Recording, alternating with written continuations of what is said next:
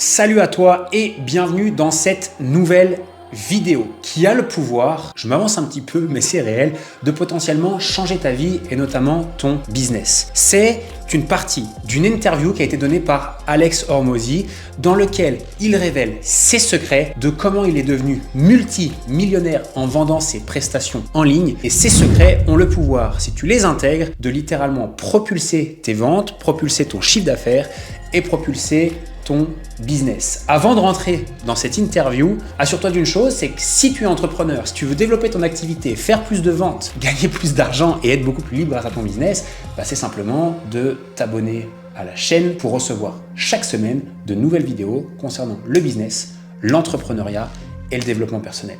Je te dis à très vite, bye bye.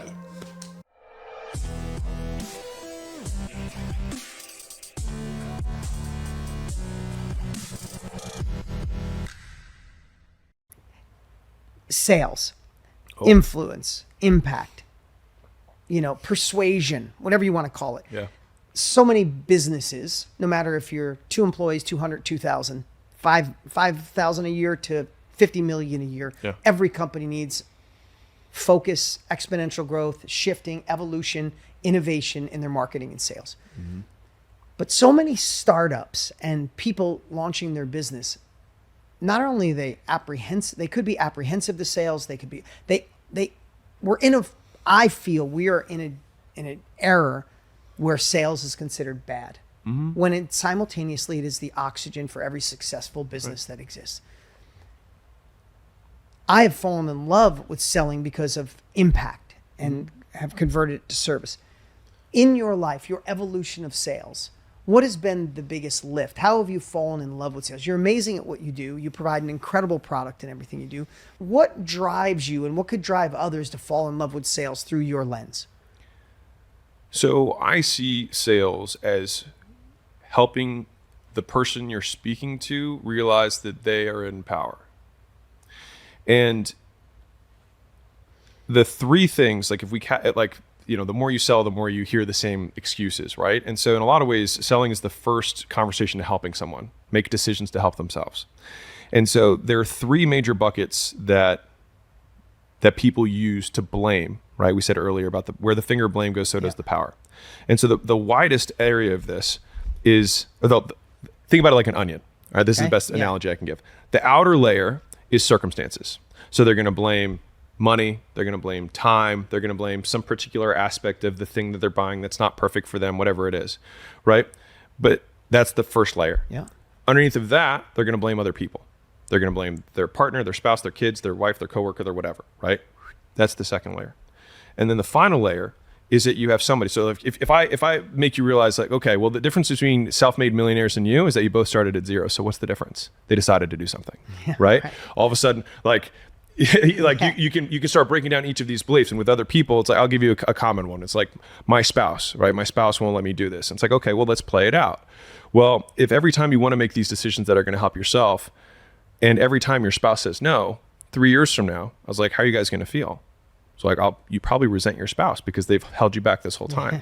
And so what happens is you're actually giving your spouse the responsibility over your success in life. That's not fair to them. It's not fair to them. Not fair to your marriage. Yeah. And I was like, so you're literally, you're planting the seeds right now for a resentment tree to grow later. And so what I think you want is you're thinking you need permission, but what you actually need is support. Yeah, you're peeling. I love those two layers. And what's the center piece? The center layer is avoidance. So now you're talking to a person in power. So it's like, okay, it's not the time, it's not the money, it's not someone else. It's not other people. What they try and then do is like, I'm going to think about it. I'm not sure, right? It's avoidance. Now, we could get into like, is it shame? Is it fear? Is it self-doubt? Like whatever it is. All I know is that they avoid the decision. That I can observe. They avoid the decision. They just try. And so at this point, we then, at least if I'm trying to sell something to someone or trying to help someone make a decision, I help them make the decision, which is, well, what would it take in order for you to feel good about this? And at what point is it unreasonable for you to not believe that this would work? And so this is a simple, like, for example, if because I sold a zillion gym memberships back in my day. Yeah. If someone's like, well, I'm just not, I need to think about it. I'm like, cool. Well, what are the main things that you use to make the decision? And the reality is that you think you need that, right? You think you need time, but what you really want is information. And so we conflate time for information. So if I have more time, I must get more information. I was like, but I'm your only source of information. I was like, so what's your main concern? And let me give you that information. Right. And sometimes you just ask like, and like, there's a lot of different ways of asking the same thing, but just saying like, what's the thing you don't want to have happen if you do this? What are you afraid of having happen? Wow, so good. And a lot of times it just pierces right to the point where like, I just don't want to buy another thing and have my husband yell at me. Right. And get you're to like, the real piece. Right. And then you're like, I got it.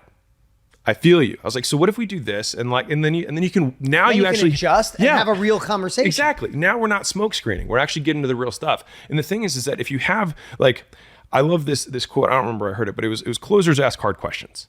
Right. And so most people hate sales because they were not sold well.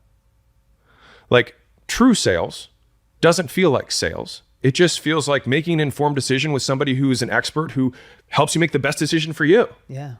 And you know what? And this is what I train all the salespeople to do. I was like, my goal is that you help the person that you're speaking to decide, not that they buy. Make a decision. Even if the Yes. decision is absolutely no, they made a decision. Yes. And they walk out, right? Not the miserable maybe, right? Yeah, Where you miserable maybe. Right. Write that one down. Right? Another year of almost, right? Who wants that? And so it's like and this is, again, I've trained a lot of sales teams and whatnot. And so I'm like, you have to train for no. You have to expect no. And this really comes with anything in life, is that like, if every person you just said, hey, you want to buy the thing? And they said yes, I was like, then you're not required. We could just put up a page, and people would just go on Amazon and click buy, right? And so we have to expect that the people who are coming to us, and I train a lot of weight loss sales teams, if they could do it on their own, they wouldn't be here. Right. So we have to expect that they're going to have some demons in the closet that we got to help. We like, think about it like this. You're side by side with them. You've got a sword and they don't. And they're like, the monsters are in here. And you're like, all right, let's open the doors. Right. And like, that's the role of the salesman, is like, you can kill these demons in front of them. Be like, it's not your husband's responsibility. Right. It's not the fact that you don't have time, because I can promise you there's someone who's had it worse who's done better. Yeah. Right. And so you can have those real conversations. And so for me, that's where I get passionate about it, because I think real sales. Because in real sales is service. I mean, you're serving that person, because if it's a gym membership, they've been putting off getting themselves in shape forever. And if you quit before you get to the root cause, the peeling back the onion to get to the avoidance, the avoidance leads to the root cause of why they're not going to the gym. If as a salesperson, you got to solve that and they were in the gym, then you did good for the world by selling.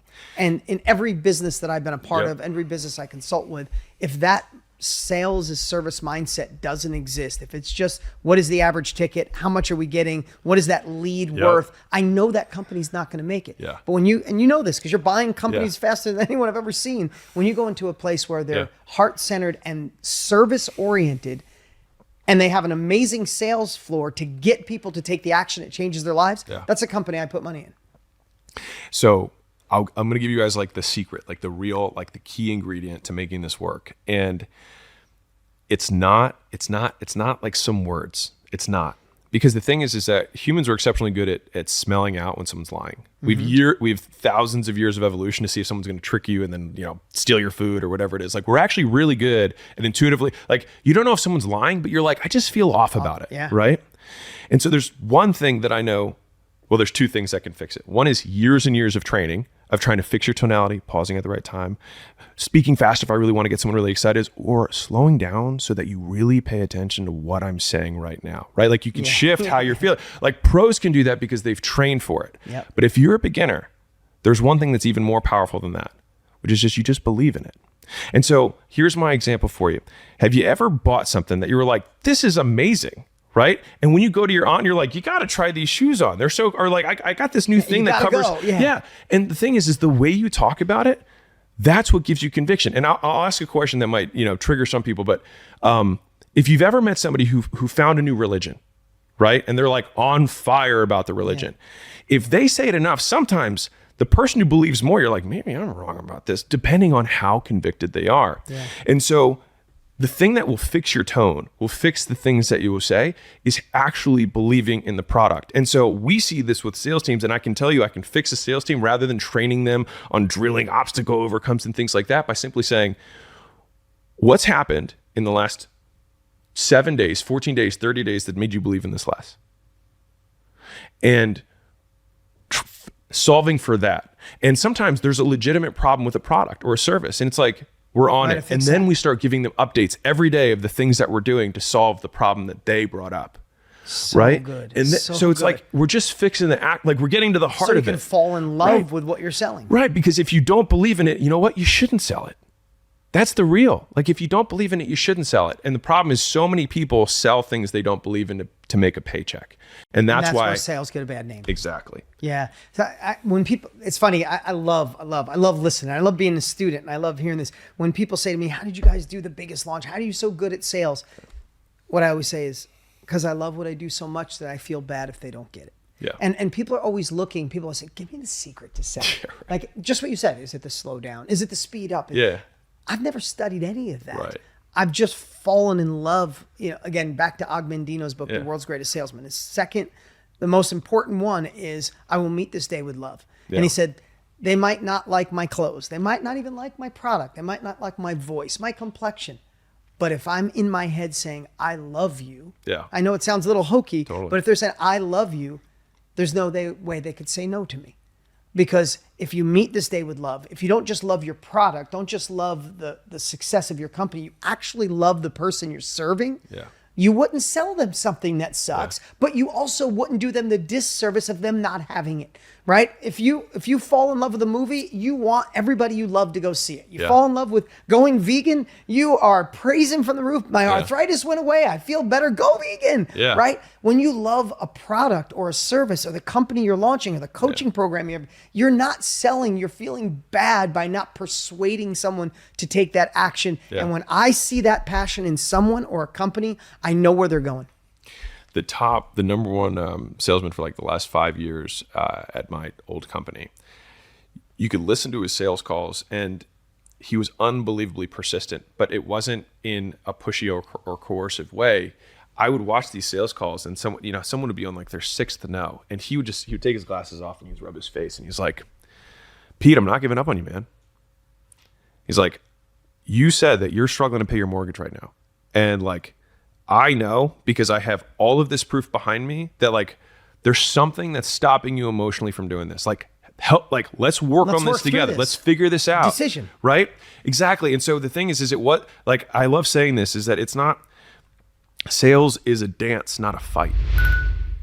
Right? You're just working with the person. And the thing is, and if you're ever selling a physical environment, you always want to be on the same side of the table because it really signals what the relationship should be, which is we're on the same side of the table here. I'm trying to help you make a good decision. And you know what? And this is the thing about having integrity as a salesperson is that if you find out while you're talking to them that it's not a good fit, then you will sell so much better if you let a couple people go that you know it's not going to be a good fit for, because then you know why you're doing it. Because then you have more conviction in yourself that it's not that I just sell every person with a heartbeat. I sell the people that I think really need this thing. And some people might not need this thing because they have a different demon they got to slay. You know what? Then make them a recommendation because you do care about them rather than the sale. Yeah. So conviction over commission. That's the... And that's at the end of the day, it boils back to that love thing, that service thing, that caring thing. And it is the unfair advantage to sales. I love hearing your perspective. You're so good at sales. Alex, I've watched you train it. I've watched you train it. I watch you talk about it, but it always starts with that caring. Yeah. And I've never met anybody consistent. Listen, I can see someone who's got a business doing $1 million a year. And when I watch them, and I'm not saying $1 million a year is bad, please. I'm not. $1 million a year is amazing, but they want to go to 10. Yeah. And I could tell the way they sell. Yeah. I could tell what they've rehearsed. Yeah. They don't believe in what they're doing. And in my head, I know you will never pass that. There's no way beyond where you are unless you change how you feel. If you sell someone and then think, gotcha. Yeah, you're not going to make it. Yeah, you're not going to make, because what happens is, one, you'll foster a whole army of people who hate you. But secondly, if you have any ethics at all, which most people do, I actually think a lot more people have ethics than other people give credit for, it starts to eat at you. And Dean and I have been doing this business game enough to see, we've seen people bottle rocket their way up and then fizzle. Yeah. Bottle rocket up and then fizzle. They create another new product every 12 weeks because... and if it's crypto, they got a crypto program. Yeah. If it's AI, there's a new AI program. Right. Rather than going deep, falling in love and actually making transformations. J'espère sincèrement que cette vidéo t'aura plu et que tu auras compris les principes essentiel de la vente, c'est de mettre l'accent sur la confiance et la conviction que notre produit est la meilleure solution pour changer la vie de nos clients, car la vente, ce n'est pas simplement une discussion, c'est une danse, et qu'en maîtrisant cet art de vendre, en maîtrisant l'art d'échanger et de comprendre les besoins de la personne en face de nous, on peut littéralement propulser son business. N'hésite pas à partager cette vidéo à un entrepreneur ou quelqu'un de ton entourage qui doit absolument le voir, éventuellement des personnes qui travaillent avec toi ou des groupes d'entrepreneurs auxquels tu participes. Pour terminer, j'adorerais pouvoir voir dans les commentaires quel est le truc que tu retiens et qui va, toi, personnellement, t'aider pour ton business. Bref, hâte de te lire dans les commentaires et je t'ai également glissé le lien d'une nouvelle vidéo que tu peux également aller regarder car je crois qu'elle peut t'intéresser. Je te dis à très vite. Ciao, ciao.